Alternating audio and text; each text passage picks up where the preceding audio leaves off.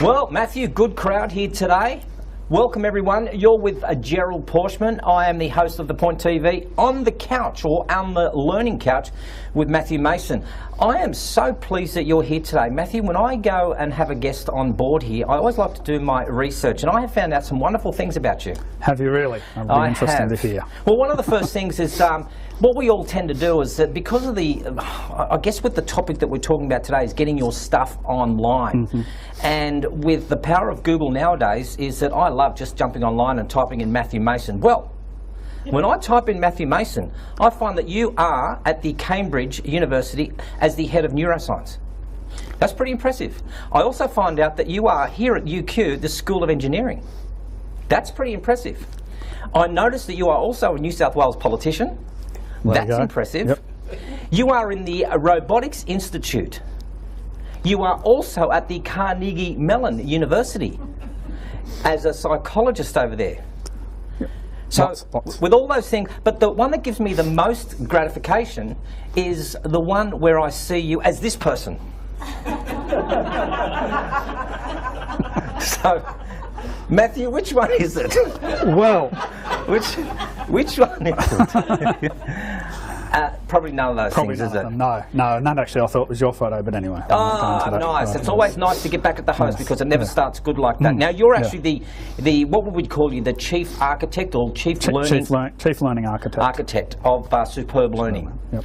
All right. For all the numbies out there who don't understand the title, what does that mean? Basically, I'm an instructional designer, and I work with organisations to develop effective and engaging learning resources and effectively look at how they can put them online and use digital technology to expand their offering of training. There's been so much talk, I think, over for the last maybe even 2 or 3 years about getting the stuff that we have that we're normally doing face-to-face, whether it's coaching, facilitation, speaking, training, getting all that online. Now, what we want to talk about is maybe the transition from a person going from the normal face-to-face training to getting all of their information on the learning platform or the online platform. Why should we get it online? Oh, there's a whole heap of benefits. I mean, from the individual, you can have a much greater geographical reach. So you can attract a greater audience of students, of learners. You know, if you want to be environmentally friendly, then you can also look at the, the limitations that you have in terms of your carbon footprint. You know, everything is online, not printing out workbooks. You've also got the ability that people will have access to your training when they need it. So rather than just having to go, okay, I'm going to this 2-day workshop in April, they would go to the workshop in April, but then they would have access to the training in June, July, November, whenever they actually may need it. See, that's what sort of interests me. I guess you found pretty much a niche in the market that says, well, I'm noticing a lot more videos are going online. So you started up Superb Learning. And if you have a think about what Superb Learning is, why did you start that organisation? What was the point there? So we started Superb Learning basically because what we'd seen out there in the market in terms of what was quality learning was not that good. The benchmark for quality e-learning was quite low.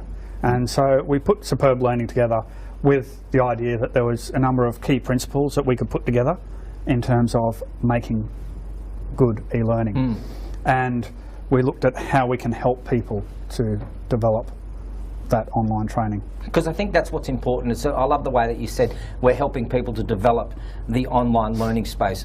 Because I guess if you have got no idea about what it is that you want to get online, are you the sort of person as the chief instructional designer, do you walk me through the process to get the things that I need online? Because I want to give you a scenario in a moment, but are you there to help me get my stuff online? Yeah, look, we can do a range of different things. We can, do all of the development and all the design ourselves for a client. Where we really want it to happen, though, is to actually get involved in what we call our co-design workshops. So we actually sit down with a client and we actually go through it and co-design and take them through the process of moving from the face-to-face to the online and making them consider all of the aspects in terms of how they can improve their training or learning offering. Really? Do I need to get all my stuff online now? No, you don't. You don't need to get it all online. Right. That's the thing. I mean, what we're talking about is how we can use technology and how we can expand the reach of our training. And in some cases, delivering face-to-face may still be the best way to do it. But there is a range of different ways that you can use digital technologies, videos, online resources, e-learning resources, PDFs, scenarios, to engage your learners in a much different level. So if you think about taking stuff that you may do in a face-to-face session, but having it happen before the training or after the training to either prepare the people or to give them some support to enhance that ability to transfer that learning into the workplace. Is this really a case of, let's go back, for some people won't know what I'm talking about here, but let's go back in the 80s, where we used to watch all those John Cleese videos on sales techniques. Is this a step above that, where I might be running a training program, let's just say it's a leadership program, and then there's a section in there that I might be talking about performance management. Then I used to go to the library, pull out the performance management video that John Cleese did. We had a bit of a laugh. That would run for about 5 to 7 minutes, and then we debrief that. Are you saying that where you come in, or what you would help us with, is that I'm the trainer, I go and have a break, we put on a video, not of John Cleese though, but we put on a video of my stuff? Is that what is happening there? Yeah, potentially. Potentially, it could be your stuff. It could be another video that's sitting out, YouTube video, Vimeo, somewhere that is a quality place for video content. It doesn't have to be just that though. It could be content that you've given people, so you actually want to prepare people and you want to have them motivated before they enter the classroom, that you give them a video or an activity to do before they turn up on the day. So they've actually done some pre-knowledge, pre-work. It doesn't have to be video either. So if you're talking about performance management, it could be some scenarios. So here's a scenario on how do we deal with Gerald, who is not performing at work, and give people the opportunity to practice those scenarios. So taking from what typically would be a role-play scenario in a face-to-face session, we can now put it online with a interactive video or avatars, etc., in a scenario-based situation that people can access. You're with Matthew Mason, who's from Superb Learning, and you're on the Learning Couch. When we come back from the break, I'm going to be asking Matthew, how easy is it to get started if I wanted to get my stuff online? Be back right soon.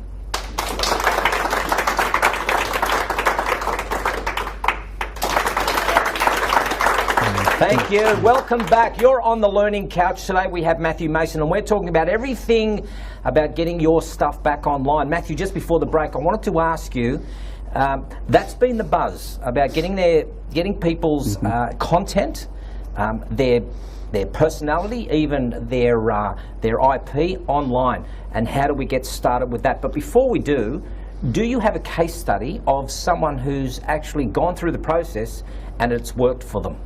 Oh yeah, we've got quite a few case studies. I suppose a good one is an organisation you study. They're RTO in Cairns, and they've taken their training online, and they're delivering completely online. And so they've put all of their material into a learning platform. Plus, they're delivering synchronous events through webinars, and got videos, scenario-based activities, readings, different articles. A whole range of material there. Because that's what I want to ask. I do want to ask about the process, and what the process for me means is I come to you, I sit down with you, we map out what it is exactly that I want my course. It is a course. I want my course to look like, and it may start off with an introduction, and then I'm guessing within the introduction there may be some pre-work to do. So go away, listen to this audio tape, fill in this questionnaire, and then they get started into the course itself. So am I on the right track? Yeah. What happens then after that? Okay, so basically what we'd do is we'd sit down and build the course, and we'd look at how we can actually structure that course into different levels, different pieces of content, and then from there look at what are the objectives we want to achieve within each of those levels, and then look at building learning objects, and ideally making it bite-sized. So, we are, quite time poor, and people have got short attention spans. So having content that is bite-sized and much smaller and easier to consume is going to be much better in an online space. See, this is what confuses me. I just want to give an example. There may be people sitting out here or watching this who would be saying, I run a customer service program, or I run a leadership program, and just if I was to do a 2-day leadership program, I'm guessing, let's just go 16 hours of content that's there. Activity, there's book work, there's a lot of questionnaires that we may do, there's interaction, there's discussion. Or somebody that does customer service, you've got a 1 day or a half a day, there's still 4 hours of content. Are you saying what we're going to do is we're going to video that whole 16 hours or 4 hours and put that up on the site that you have for a person then to sit there and watch it all? No, not at all, not at all. So it would be a whole range of different pieces of content. So we could have some videos, and those videos could be interactive videos. So you could videotape a customer service scenario, and people can then actually, with the interactive video, options would pop up and they could choose that, and it becomes an effectively like a choose your own adventure type situation. So that would be an interactive piece of content that they could use. There could be articles they can read. There could be a video of the instructor talking. It could be other scenarios. It can be some activities where they can try their own knowledge or test their own knowledge. Could be games, a whole range of different content that we could put up there that allow people to apply their knowledge and to leverage off their own experiences. Is it okay if we talk startup? So, for example, I'm thinking about, let's just pull a guy's name out of the hat. We'll just call him Fred. Okay. Now, Fred has been running his training programs for the last 15 years, and he's hearing about all the buzz about getting his content online. Now, I have a look at what we've got set up here as an example. I mean, I've got a team of people. I've got a sound guy, I've got a lighting guy, I've got a videographer, I've got a person who makes sure that our makeup is correct. I have a person who polishes our shoes. Justin, thank you so much for being that guy who does all the running around for us. So, a team of people. But his expertise is in that area.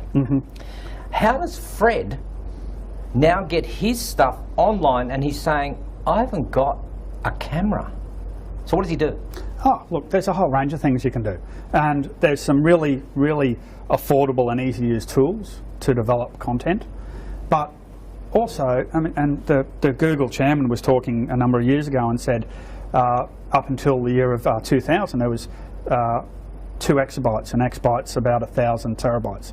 So of content had been created up until 2000.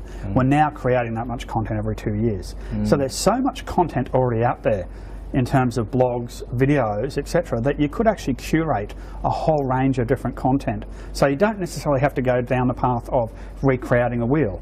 So if you're talking about performance management or customer service, then you could go out there and say, right, well, where is the content that is going to suit my need? Curate that content, put it together, and in such a way that makes sense for the context and your learners. I see what you did there. Curate the content. I did read somewhere that a platform that you're using is Curator. So talk me through that. How does Curator work? Okay, so Curator is a online and social and collaborative platform. One of the key things about Curator is that it was actually developed as by an educator as part of his PhD research. So it was completely based around university research, as opposed to some of the other technology or learning platforms that are developed by IT people. So it has got a strong basis in the educational space. And Curator is a great tool because it allows you to actually curate, so you can actually bring content from the web, from other pieces of other places, into the platform. You can build your own content in there as well. And then it's also got the social and collaborative. So you actually put a piece of content, a small learning object up there, and then you have a social collaborative discussion around that content. So it really very much mirrors what happens in a face-to-face classroom. So when we're talking about moving from a face-to-face to online, well, you can still have, and you talked about it before where you said, oh, let's have a video and then we have a debrief of it. You can still have your John Cleese video online. You can still have your debrief. but it's all happening in the online environment, and people can be all over the world and collaborating and having that discussion. Is there any copyright infringement there? No. One of the good things about it is because the way that the content is built is that it plays it inside a frame. So if we were to, for example, build a course around how to use video, and we can link to one of Gerald Pauschmann's, blogs, then it would appear on your page, on your blog page, inside the platform. And also, if there was any other links that people could go to, then they would travel off to those links. So you actually would get benefit from that content being used. So in no way is that being stolen or portrayed as someone else's content. So Matthew, welcome back. I just think just before the break, I asked you about how do we get started, and how does Fred, who's got his courses up, in the face-to-face forum, how does he get started online? Can you simplify it for me? So what I want is, if I'm listening to this, I want to know that I have to go out and get myself a camera. I know I have to go out and sign up somewhere to get this curator. I want to know what support that I will have. So what's my first steps? Okay, well, so I suppose if you're looking at it, if you came to Superb Learning, then we would sit down and we would run through one of our co-design workshops with him and look at how we can actually change the structure of his face-to-face into the online environment. We would also look at, obviously with that, the Curator platform. It's a great platform, and look at how we can actually build content into that, and whether that be content that is curated. So we'd look at what is already out there and what we can bring in, and then from there we'd look at what we need to create from there. And then we'd look at, okay, how are we going to create that? What are the tools we might need? What's the process that we're going to follow from there? See, the only thing I have is that there might be people who are watching this, and after about 9-10 minutes, the kind of eyes are starting to droop like this. Enough, Gerald. Stop talking. What I want to know is that how do you build in accountability so that the person who is doing this online is not drifting? So how do I ensure that they're staying with the program? Okay, so I suppose there's a couple of things you need to do. As I said earlier, if you have content that is in small chunks, bite-sized pieces, then it's going to be much easier to check and manage. So rather than saying, right, here's an hour-long piece of content, and have someone expected to sit down and do that over an hour, they might have 6-10-minute pieces. Okay. If you've got a decent platform, then you'd also be looking at the reporting behind that and saying, okay, are these people actually getting in and accessing that? Also build in certain checks and balances, or certain gates at a point to go, okay, so at the 3-week mark, assuming that we're doing Fred's doing his performance management course running over 8 weeks, and would have a gate or a balance to say at the 3-week mark we expect people to be around this point. So we'd look at setting up that situation. This isn't e-learning though, is it? No. So what do you call this? It's learning. It's learning. I mean, you talk about e-learning. Yeah. And really, learning is just e-learning is just learning in the online space. Yes. Okay. I mean, electronic, wasn't it? That's the original. Electronic learning. Yes, that was the idea behind it. But it really is. Whether you're doing a classroom, virtual learning, e-learning, m-learning, it's all learning. So it really doesn't matter what name we give it. It is just learning, and that's what we should be looking at, and looking at how we can combine everything together to create one effective learning experience. Because I just heard during the break that somebody had mentioned about that the facilitator needs to be involved maybe with the face-to-face, and then also go into the online space. But if this isn't just about e-learning, do I need to be there? I mean, I can just put my course up online. I don't really need to be a part of the telephone conversation beforehand, afterwards. That would be an added bonus or a value add. I don't really need to be there, do I? Depends on what outcomes you want. Right. You talked about accountability. So if you actually want to have a good completion rate at the end of it, then yeah, you do need to be there. You still need to be involved. You still need to be facilitating the discussion. If you build it well, you can be a lazy facilitator, where you're not actually having to facilitate that much. Because if you have it built in a successful way that engages the participants, and there's some really good social learning and collaboration happening, then people are learning off each other. and the discussions will happen. And we've had that before in courses we've built, where I've sat back and not had to facilitate anything for a week because there's a really strong discussion happening. But if you don't facilitate it, then you are going to find you're going to have dropouts, you're going to have low completion rates. Just putting it online and expecting people to do it and finish it is not always going to work. You're going to have some people that are motivated and will do it, but others that won't. So, yeah. Yeah, I guess, you know, for me, when I'm learning something, or if I'm maybe facilitating something, I think repetition's a big key. You tell them what you want to tell them, you tell them what you've just told them, and you tell them again just for argument's sake. I think that's how the saying goes. But anyway, somebody will Google it and tell me what it was. But I'm guessing that repetition is a big part. How do you build that into the online space? Well, it's probably easier to build it in the online space than in face-to-face. So if you think about, okay, Fred, his 2-day project management course, he's got so much content that he's got to jam in for those 2 days. So if he has people in his group that aren't getting it, what choice does he have?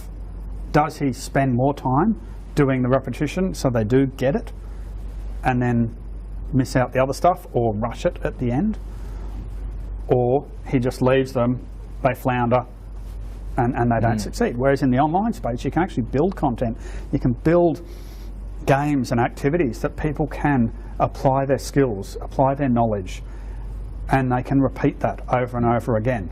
So you could build a whole heap of, you know, take it back to customer service, a whole heap of custom service scenarios, so people can actually go in and apply their knowledge in how they would deal with that, and they could repeat that over and over again. And it can happen at different times as well. So you're not just isolated to an individual learning event in a face-to-face situation, but it could happen over a 6-month period where they're actually applying those skills.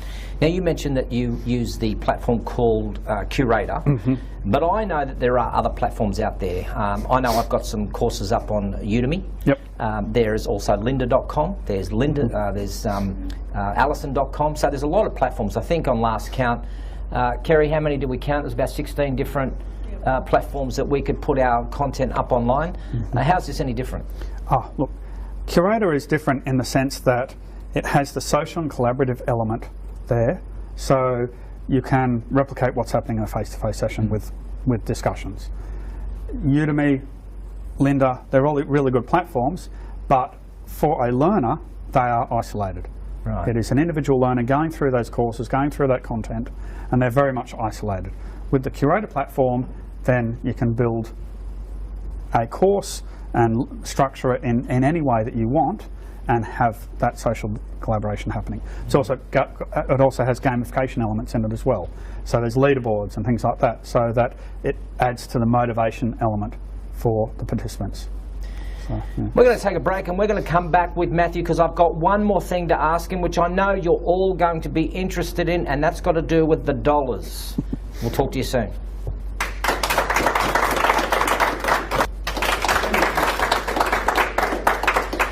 Welcome back. You're with the On the Learning Couch, and we have Matthew Mason, and we've got some very important questions to ask you, Matthew. But look, I'm going to be just honest with you, okay? Because that's what I like to do. Matthew, sometimes when I watch videos, I get bored with them. Like it's kind of like talking head, and I'm not interacting with the person, and I'm sitting there, I'm going, will you just get to the message? And they're doing all the fancy stuff, and there's fancy fly-ins that come through, and the next thing I know, I have to do some online work, and I'm noticing that, you know, I'm just really bored with this. It's not interesting. I've heard people say that the e-learning space doesn't work. Well, how do you fix, firstly, my issue? Maybe we should swap couches here and talk about my little issue. But how do we deal with that? Look, I mean, talking about people saying that e-learning doesn't work, I can understand that. There's been a lot of e-learning that's out there that the only thing that people get out of it is probably a bad case of click next-itis. You know, just sitting there, click, click, click. And it's boring. There's a lot of that. And that's probably one of the challenges that we have with Superb Learning is how to actually make that more engaging and trying to educate people that it's not simply text on a screen. And I think that's the thing. It's a matter of, with what you're talking about, a whole range of elements you can bring into it. And this is where we talk about, you know, with Superb Learning, some of our some of our key principles. Bring in stories. So rather than just sitting there and reading, bring in a story that actually is going to create some emotion, that's going to have some, impact on the person that's watching it. So they're actually going to be engaged. Think about the user experience, and there's so much learning that is developed that is done with pedagogical or andragogical frameworks, but they forget about the experience of the learner. So they put all this content out there, but don't think about how that actually works for the learner. So, and that's what you're talking about, probably video, talking head video. Yep, content's probably really good, but the user experience is pretty poor. So yeah, so there's some key. And I think I just want you to run through maybe some of the key points about, if this was the topic here, which is what we're discussing, about transitioning from getting a face-to-face coaching session, facilitation, speaking gig, and getting that online. Just nut out for me the simple steps or a summary of steps of what a person would walk away with if they went online. Okay, so if they went online, then they would have content that is repeatable. So they've built it and it can be repeated and can be spread to a whole range of people,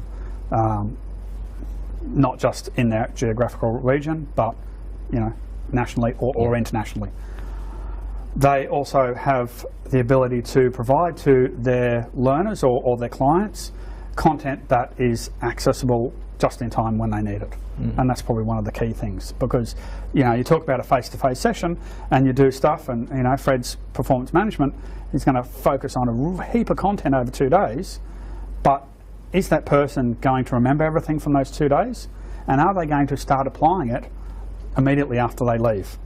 Classic example, caught the taxi to the airport a couple of months ago, used the black and white cabs app for the first time, and went to pay, and the cab driver didn't know how to use it. Had done the training 6 months ago, but had only used it once before and couldn't remember anything. So by putting content online, you can actually create these just-in-time job aids, tutorials to support people after the training. So if Mr. Cab Driver had have actually had a little app or some piece of content that he can access to go, these are the 3 things I need to do to work this app, then he would have been able to do it. So yeah, that's a help. So I'm thinking, I'm going to go home tonight. I have my website. Yep. And I'm going to create a new tab on there that says something like online course. The person will click on that tab and it'll have a range of different courses. Let's just say, for example, a simple one, customer service. They click on the customer service, and nothing to do with Superb Learning or Curator, is that they then go into my website and they'll see full course of customer service, $49. They click on that, they sign up, they then download it, and then I have now just put up on my website a bunch of courses or course topics to do with customer service. So first impressions, great customer experience, whatever. Yep. So I don't really have to go through Superb Learning, do I? I could just do this on my own. You could. Couldn't I? You could, yeah. But what? Well, I suppose the question is the quality of what you're delivering. Some people don't need help. If you've got the technical skills to use the tools and things, yeah, you can go and create it yourself. So the suggestion here is really about just get your stuff online, like get it on so that you get a presence out there. That's the idea. Look, I'm just thinking, I'm just trying to be a realist here. So I'm thinking I'm going to go home and I'm going to put this video up online. So I'm going to put this up online, I'll whack it through YouTube. I'm a partner with YouTube. Every single person in here will click onto it. There's, say there's 50 people in here. I get 1 cent per click, so I get 50 cents. So that's a pretty good deal. That's a pretty good deal. Just say yes. Yeah. Okay. So I get 50 cents. 50 cents just to sit here and do this. The other thing that I do is that I then go through whether it's an instructional designer, and there's plenty of them out here that I can go to, and I can then say, look, here's my wads of cash. I want you to do one for me. What return do I get back? So I know I'm already getting 50 cents. Thank you. When you click go home tonight, please click. So I know I'm already getting 50 cents. Yep. What do I get out of putting this on a certain platform? Oh, look, again, you can spread across the thing. So if we talk about curator, I mean, ILP member, for example, we've just arranged a deal in the last week for ILP members to have access to the Creator platform for $2,000 for an annual fee, full hosting, all support, administrator training. So they can actually have that, and that's got the ability for payment gateway as well, so they can actually charge people to access their courses as well. So you've got that piece of content. The other thing about that as well is by using a platform like that is that it's not a single object. You can actually build a whole course, build multiple levels. You've also got the privacy of it as well, and again I bring in the social and collaboration, and that's one of the key things that's missing with a whole lot of e-learning. It's not just throw it out there and access people, but we want to bring people together, and we are social creatures. We learn socially, we interact socially. I mean, everyone here, you know, we're doing it in a social setting. So why develop content that allows us to learn individually? So let's build it in such a way that we do it socially. I just had a thought when you were speaking about the community and the collaboration. Has anyone here got a closed Facebook group? Anyone here got a closed Facebook? Did you do? So a closed Facebook group, and I know I don't have to tell you, is that you get an invitation to that group, and only people within that group can then respond collaboratively. I'm going to make a prediction here that I think Facebook might actually jump into this space. What if they were to say, we now have a platform where you can have your closed group put up a whole bunch of videos, and we can have a collaboration of people jumping backwards and forwards, answering whatever it is that we need to have. Do you think that's going to upset the apple cart for a lot of people who want to get into instructional design, where Facebook all of a sudden will put up something? Thanks, Mark. I'll have some of that kudos that you might want to say that I said that we're going to do. Right. So what do you think? Is that going to upset the apple cart? No, I don't think it's going to upset things. There's a whole range of platforms out there. There's a whole range of different ways you can get content out there. You know, and Facebook is potentially one. And there are people that are using Facebook as a social tool for learning with closed groups. Yeah. So yeah, it's probably not going to other things. There's just so much happening. Periscope, there's Blab, there's Google Plus, there's YouTube, there's so much. We're being flooded by all this information, and I think the key message that I got out of this is if we're not online, we better get online at some stage. We have to start moving our content, because it's a dying art. I think the face-to-face might be a bit of a dying, not completely, but it's a bit of a dying art. I don't know if it's a dying, but I think we need to see the ability for digital technologies to complement what's happening in the face-to-face space, and how we can actually improve the whole offering from not just focused just on face-to-face, but giving people content, as I said before, after, during training, and putting that online, and you get a much greater reach and much greater outcomes as well, and a better return for the client with those people, because you can actually create a greater transfer of learning by having that happening not just through that isolated event of a 2-day training course, but training that they can access over time.